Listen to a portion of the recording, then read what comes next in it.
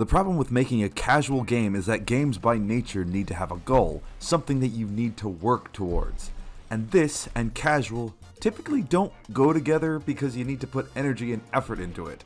Think about listening to music, watching TV, staring out the window, reading a book. These are casual activities that don't require a lot of input, save for having to turn the page every few seconds or longer depending on your reading level. Games may claim to be casual, but have you ever tried to play Stardew Valley? The minute you start making progress, it almost becomes a second job. A cute and charming job, but a job nonetheless. I'm bringing this up because Spilled might be the closest I've encountered to a true casual game, and a positive one at that. The game is made by the developer Lente, I hope I'm saying that right, whose achievements make me feel self-conscious at a molecular level. Not only is she making this game by herself, but she's doing it on a boat that she restored with her own hands to working and livable conditions? Please stop! You're making me feel bad. But really don't, because then I wouldn't be able to talk about Spilled, which Lentils, has been working on for the past couple of years and has reached the give me money so I can actually release it stage. Having enveloped herself in the subject matter, Lentils made a game about boats. Specifically one type of boat that has a difficult but very important job in cleaning up oil spills.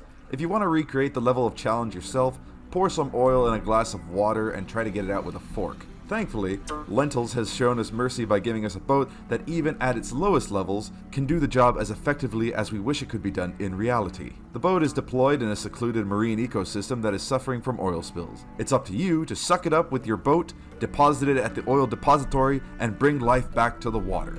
Despite all the tight corners and the fact that the boat controls like an elephant balancing on a bar of soap, you don't have to worry about crashing into the coast or other objects that are well within their right to defend themselves from boat attacks. There's also an additional incentive to the whole Save the Ocean deal, where you'll get money for all the oil you drop off. This money can then be put towards upgrades for your boat to make it faster, carry more oil, and have a bigger plow so you have to do even less maneuvering when collecting. You'll really notice the difference when floating plastics are introduced that you have to herd like a bunch of lazy and particularly apathetic sheep to the disposal sites. Once you've cleaned up enough, you'll unlock a new area in need of cleaning. The reason this works as a casual game is that there's no pressure to do anything, though when you do decide to interact with it, the feedback is instant. You see the oil disappear and the water gets that much cleaner. You get to see life return to the water as fish, turtles, and most importantly, squids. There are squids, right, Lente? You wouldn't do all this and not have squids, would you?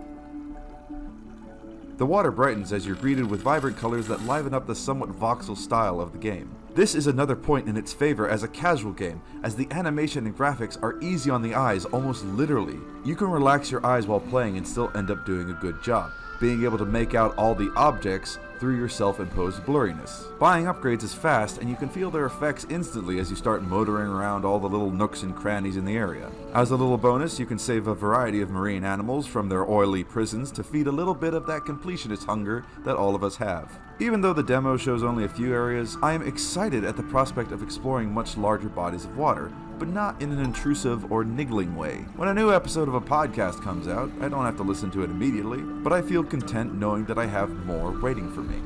Now, will it redefine gaming? No. Will it challenge your processors with its intricate design? No. Is it gonna blow your fucking mind? No. But is it a true casual game? Yes.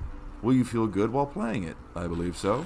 Is there a heart and passion behind it? Absolutely. At the time of saying this, Spilled has already met its Kickstarter goal within the first day of launching. I gave to it before it was cool. But there's still more time to support it and help Lentil reach more of her goals. She lives on a boat, guys.